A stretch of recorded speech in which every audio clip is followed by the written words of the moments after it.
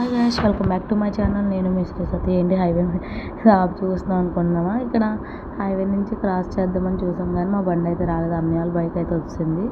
So నేను మళ్ళీ reverse చేసుకుని మొత్తం అంతా తిరిగి వచ్చారనమాట.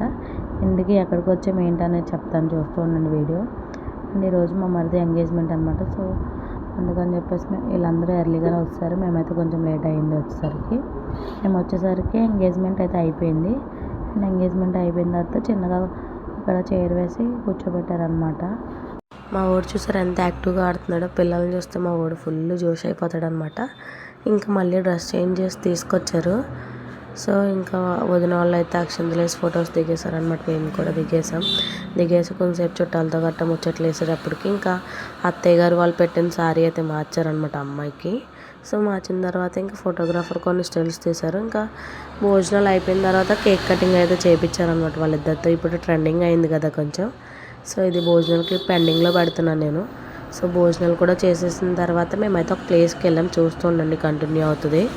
సో కేక్ కటింగ్ వీడియో అయితే ఇక్కడితో నేను కంటిన్యూ చేస్తున్నాను. కేక్ కటింగ్ అయిపోయే వరకు ఉన్న తర్వాత ఇంకా అక్కడి నుంచి మేము ఒక ప్లేస్కి అయితే బయలుదేరామన్నమాట. సో ఈ మధ్యన ఏంటంటే కేక్ కటింగ్స్ ఎంగేజ్మెంట్కి ట్రెండ్ అవుతున్నాయి. సో ఇంకా అందుకని చెప్పి ట్రెండ్ ఫాలో అవుదామని చెప్పేసి వీళ్ళు కూడా తెచ్చారనమాట. వీళ్ళ బ్రదరు, పెళ్లి కూతురు వాళ్ళ బ్రదర్ తీసుకొచ్చారు. సో కేక్ కటింగ్ అంతా అయిపోయిన తర్వాత మేమైతే ఇంకా చూసుకుని మేమైతే ఇంకా కన్యకా పరమేశ్వరి టెంపుల్కి అయితే స్టార్ట్ అయిపోయామన్నమాట.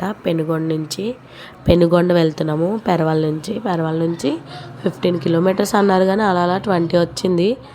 సో ఇంకా ఆ రోజు ఏంటంటే బైలక్ ఓపెన్ చేసే ఉంది గుడి, క్లోజ్ చేయలేదు. యాక్చువల్లీ 4:35 కల్లా తీస్తారంట. బట్ మేము వెళ్ళేసరికి 4:30 అయింది.